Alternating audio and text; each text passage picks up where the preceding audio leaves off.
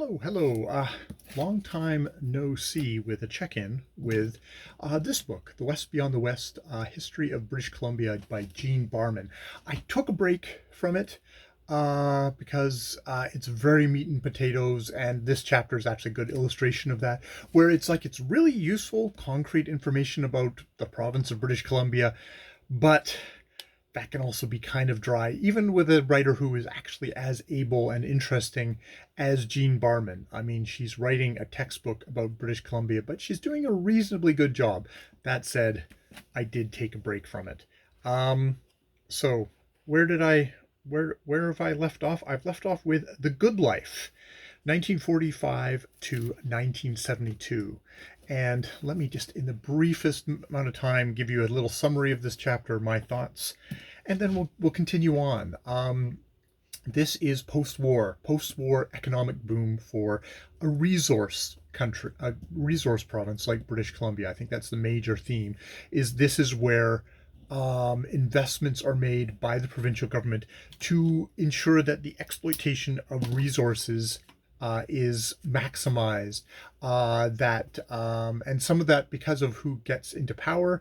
That some of those benefits actually do accrue to the interior, not just the urbanized center. Though, ironically, one of the ways they accrue to the outside of Lower Mainland and Victoria is by creation of other urban centers throughout the province. Prince George, Kamloops, Kelowna. Not all these were like created, but get further investments in, get a lot of transportation. This is great highway building, great hydroelectric dams built because these industries are going to need power to sustain them. And the politician who reigns supreme through all this is Wst Bennett, Wacky Bennett, as he is known in the province. And his name adorns one of the big hydroelectric dams of the province, the Bennett Dam. It's So yeah, and I mean you can see there's a whole bunch of rebuilding going on after post World War II, that in forestry, in mining, that the British Columbia is exporting, and we're not doing processing of those goods here. They're getting shipped. Sometimes it's like concentrates that are going to places like Japan, copper, lead, things like that.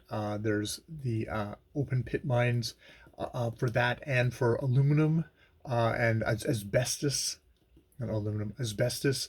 Uh, you know, and it's notable.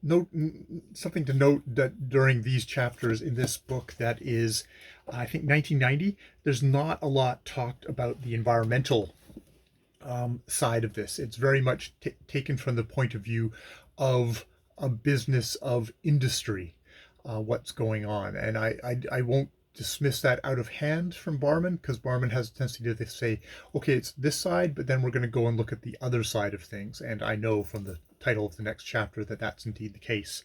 And as things, so we have this big boom, this gigantic investments. You can say a lot of things about W.C. Bennett. We're at this weird time of where both sides of the right and the left were interested in investing, of being activist governments in government.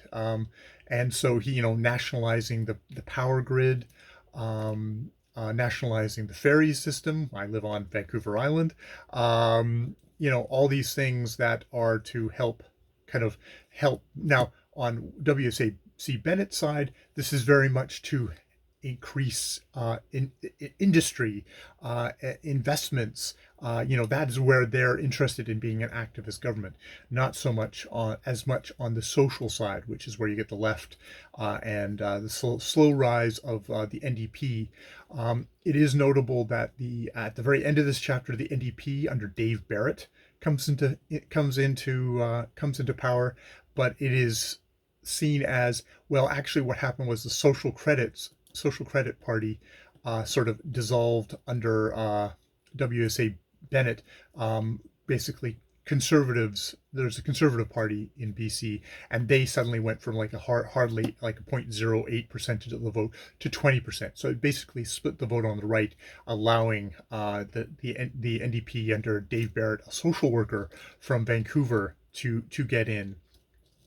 So yes, that is the good life, the good life.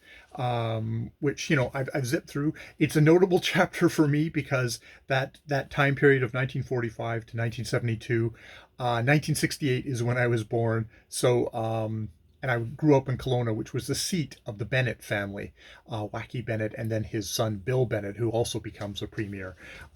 That is where their base was, and that's where I grew up. So I was well aware of the Bennett family, though I'm much more aware of stories about Bill Bennett, and stuff like that. So that just from a very kind of like, okay, we're at that part of the thing where I'm around in my little tiny toddler amount. So yeah, part of the reason why I've decided to get back on this is that in October, Sean, the book maniac, and I are going to be buddy reading another Gene Barman book, which is On the Cusp of Contact, which is Gender, Space, and Race in the Colonization of British Columbia, essays by Gene Barman. So, and she says in the foreword, I think in this book, that it's like, she'd learned a lot since this time, about kind of dealing with kind of trying to be actually more sensitive and more in depth in her issues of the native populations of British Columbia. So yeah, that should be an interesting buddy read with Sean. But I figured I should finish this up, which, for all its dryness and kind of things, I just want to kind of zip through. It's actually probably a good foundation book to have about British Columbia. It's textbook, but it's a well-written textbook. All right. So yes, we'll be doing chapter 13, the Equality Revolution, 1945 to 1980, which will probably be the yin to the good times yang, and we'll see how it goes. All right.